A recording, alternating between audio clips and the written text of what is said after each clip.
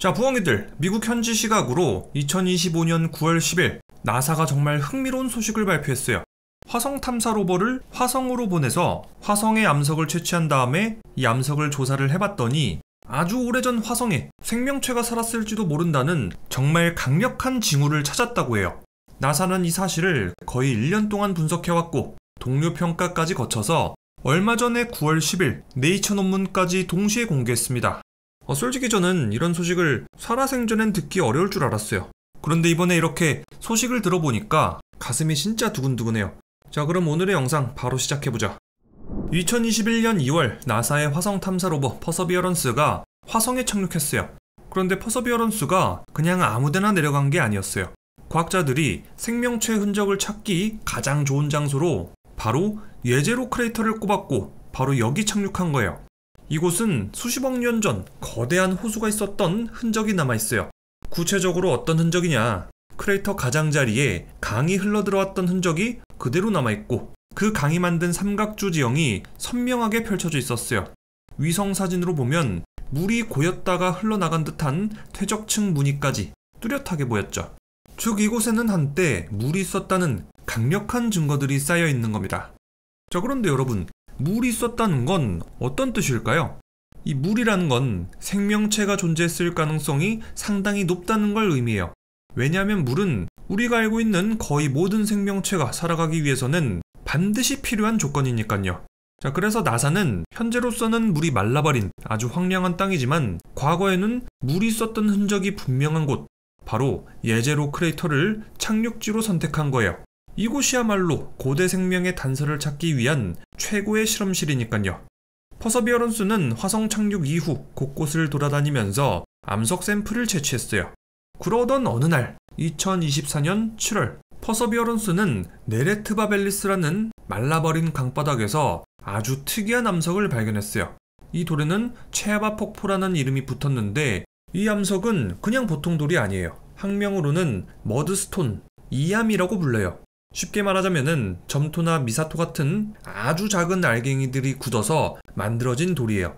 지구에서도 이런 퇴적암은 과거 미생물의 흔적을 잘 보존하는 것으로 알려져 있습니다.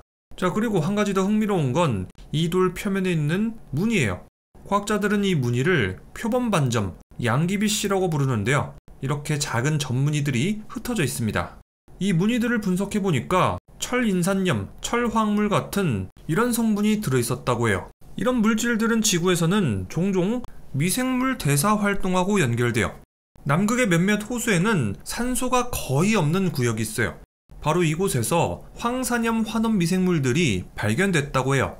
얘네들은 황산염을 황화물로 바꿔가면서 에너지를 얻는다고 하죠. 그러니까 쉽게 말해서 산소가 없어도 다른 화학 반응을 이용해서 살아가는 녀석들이에요. 실제로 대설포 비브리오 같은 세균이 직접 확인된 적도 있고 대설포박터, 대설포토마큘럼 같은 녀석들도 유전자 흔적으로 보고된 바가 있어요. 자, 그러니까 지구에서도 이런 미생물들이 있으니까 화성에서도 과거에 비슷한 미생물들이 있었을 거다라는 가능성이 충분히 있다는 거죠. 연구팀은 또 이 암석 속에서 유기탄소, 인, 황, 산화철을 찾아냈다고 해요. 이 네 가지는 사실상 미생물들이 에너지를 얻는데 꼭 필요한 필수 조합이에요. 또 흥미로운 건 돌 속에서 미생물이 화학 반응을 했을지도 모른다는 흔적이 발견됐다는 거예요. 그 결과로 철인산염, 철황화물 같은 광물이 생긴 것으로 보인다고 하죠. 또 암석에서 비비아나이트, 그라이사이트 같은 광물들도 발견됐다고 해요. 지구에서 이런 광물들은 보통 미생물들이 진흙과 상호작용할 때 자주 생기는 것들이에요. 이 연구 결과는 2025년 9월 네이처에 실렸습니다. 과학자들은 현재 이 무늬들이 정말 생명의 흔적인지 아니면 단순히 지질학적, 화학적 과정으로도 나타날 수 있는 현상인지 면밀하게 검토 중입니다.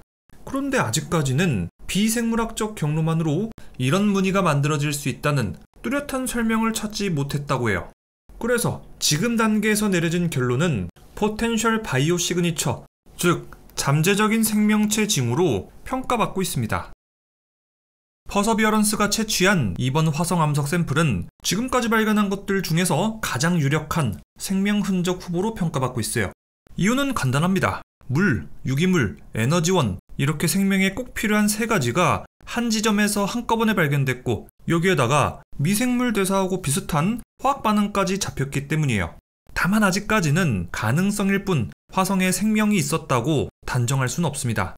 로버 장비로는 지구의 실험실만큼은 정밀하게 볼 수가 없어서 이 시료를 지구로 가져와서 더 세밀하게 분석해야지만 최종 결론을 낼 수 있죠. 나사는 유럽 우주국과 함께 화성의 암석 샘플을 가져오겠다는 프로젝트를 진행 중이었어요.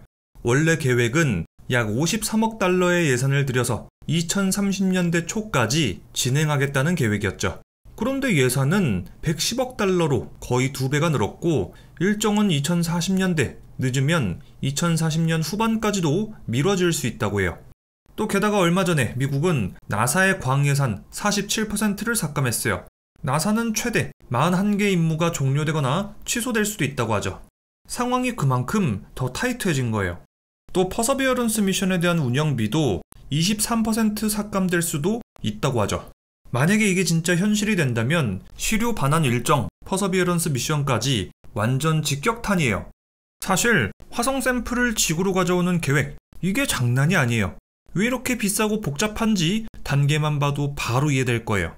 첫 번째, 착륙선 보내기. 먼저 지구에서 샘플 수거 착륙선을 화성으로 날려보내요. 여기에는 샘플 회수 로봇 8이나 소형 로버, 그리고 나중에 쏴올릴 작은 로켓이 실려 있어요. 두 번째, 퍼서비어런스 근처에 착륙. 퍼서비어런스가 시료를 전달할 수 있게 거의 바로 옆에 정확하게 내려와야 돼요. 조금만 빗나가거나 착륙에 실패하면 안 되기 때문에 착륙 정밀도가 핵심이에요. 안 그러면은 모든 미션이 끝나버리는 거예요. 세 번째는 샘플 적재예요. 퍼서비어런스가 모아둔 샘플들을 착륙선의 시스템에 받아서 안전하게 포장하고 로켓에 싣습니다. 네 번째, 화성에서 로켓 발사. 이게 진짜 하이라이트예요. 화성 표면에서 작은 로켓을 쏘아 올려서 샘플을 화성 궤도로 보냅니다. 참고로 다른 행성에서 로켓을 쏜다는 건 인류 역사상 단 한 번도 시도해 본 적 없는 초고난이도 미션이에요. 다섯 번째, 궤도에서 만나기. 화성 궤도를 돌고 있는 귀한 궤도선이 있어요. 이 귀한 궤도선이랑 샘플 캡슐하고 만나서 우주에서 만나서 도킹해야 돼요. 게다가 이 과정을 자동으로 엄청 멀리서 통신 지연까지 감안해서 진행해야 돼요. 쉽지 않죠? 마지막으로 궤도선이 샘플을 싣고 지구로 돌아와서 캡슐을 내려보내는 거예요. 그렇게 지구에서는 지상에서 이 샘플을 회수하겠죠. 자, 어때요? 과정도 진짜 많고 단 한 번이라도 삐끗한다면 이 미션 전체가 완전히 무너지는 거라서 비쌀 수밖에 없어요. 그런데 만약에 이 샘플 회수 미션이 성공한다면 아주 먼 과거의 화성에 생명이 있었나? 라는 질문에 답할 수 있는 가장 확실한 방법이 되는 거예요. 나사는 그동안 생명체의 흔적을 발견했습니다 라고 발표했다가 생명체 아닌 듯? 죄송? 이렇게 번복된 사례가 여러 번 있었어요. 먼저 1976년 바이킹 탐사선이 화성의 토양에서 생명의 징후로 보이는 대사 활동을 포착했어요. 하지만 이후 퍼클로레이트 같은 화합물 때문일 가능성이 제기되면서 생명체의 증거로는 인정받지 못했습니다. 1996년에는 화성에서 떨어져 나온 운석 ALH-8401에서 화성 생명체의 흔적을 찾았다는 논문이 올라왔어요. 당시 미국의 대통령 빌 클린턴도 공식 석상에서 이 운석을 거론하면서 더 유명해졌죠. 하지만 지금은 이 흔적들이 비생물학적 과정으로 설명되고 있습니다. 2015년에는 화성에서 물이 흘렀다가 마른 흔적과 함께 염수의 흔적을 찾았다고 해요. 이때 마찬가지로 생명체 존재 가능성이 있다 라고 발표했지만 나중에 알고 보니까 건조한 모래가 흘렀던 흔적이었습니다. 자, 이것뿐만이 아니라 생명의 흔적을 찾았다고 설레발 쳤다가 알고 보니 아니었던 사례가 정말 너무 많아요. 아마 이번에 발견된 화성 암석 샘플도 알고 보니까 생명체의 징후가 아닐지도 모르겠어요. 하지만 그렇다고 해서 우리는 지구 밖 생명체의 탐사를 멈출 수 없습니다. 우주에서 생명은 지구에만 존재하는가? 이 질문에 답하는 건 인류에게 너무나도 중요한 과제니깐요. 자, 그럼 아주 오랜만에 영화 마션 리뷰였고요. 저는 리뷰형이었습니다.